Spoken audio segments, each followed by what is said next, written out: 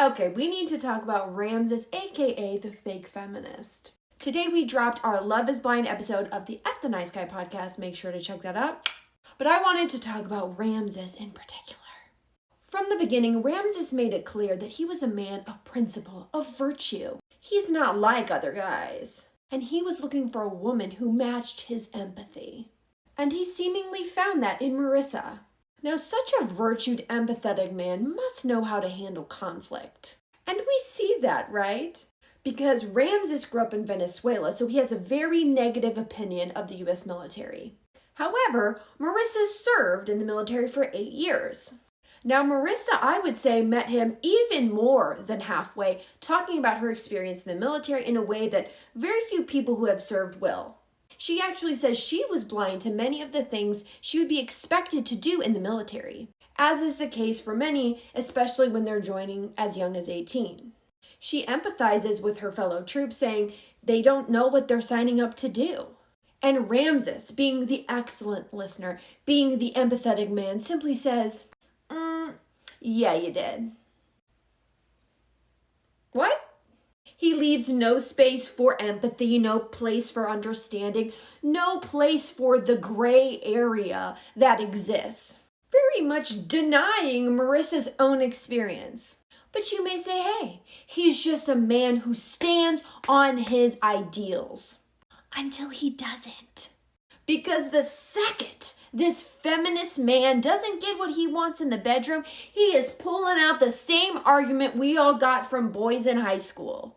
They're talking about the fact that they want future kids, and Ramses is like, I don't want kids for 2 to 5, maybe 3 years. Marissa's like, oh, okay, well, we haven't been practicing that. And while Ramses seemingly is adamantly against them getting pregnant, he's equally against him having to wear protection. Marissa, on the other hand, is just as against getting on the pill. And I get it. I mean, I can see both points. I mean, Marissa doesn't want to be on the pill because of, well, let me just see the side effects here. Sorry. I happen to take it myself. And, oh, wow, this is, oh, okay.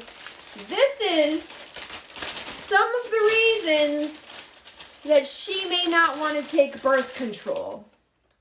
As for Ramses, who, let me check my notes, thinks it might be a little less pleasurable. Feel like one of these things is a little less detrimental. You have to wear protection for, I don't know how long, an hour. You have to take birth control like every single day, never miss a dose. You're constantly having it in your system. God, it's almost like one of these things is way worse. And this is where I really see that Ramses likes to utilize the Jonah Hill technique. Let me explain what I mean by that. I'm going to present harsh, rigid standards that I have for you. And I'm going to present them as deal breakers. Even though I know your life, your choices, your past conflict with these standards. And I knew that when I got into the relationship with you. But I'm never going to actually let these deal breakers break the deal. I'm just going to let them loom over your head. Just holding the possibility that the relationship could end because of this over you until you submit to me. But it's your choice. I'm not forcing you. I'm just making you think that I'll leave if you don't do what I want. Like when Marissa is really, really sick and he wants to have with her and she rejects him because she is ill. And he brings up that this could be a real issue for them. He says he's not going to leave her over this. But when she brings up the fact that, hey, after women have babies, sometimes there's a lull where they don't want to have sex as much. And I'm worried that this could be a problem.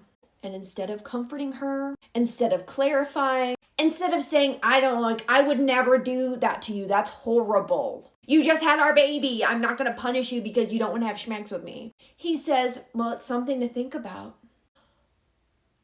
Excuse me?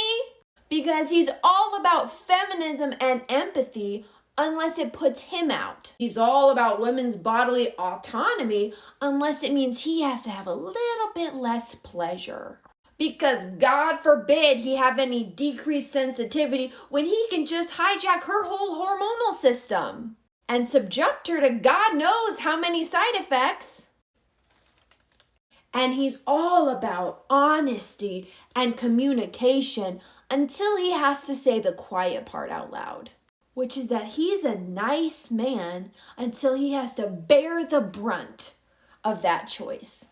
Because Ramses, when you make aspects of the relationship seem like deal breakers, but you refuse to break the deal, and you weaponize the anxiety that creates, in the hopes that your partner will submit to you without you ever having to say that quiet part out loud, which is that if you don't do what I want, I'm going to leave. That's not having ideals. That's just being manipulative. Here's to hoping that Marissa says no, and that I think Mama might have been onto something.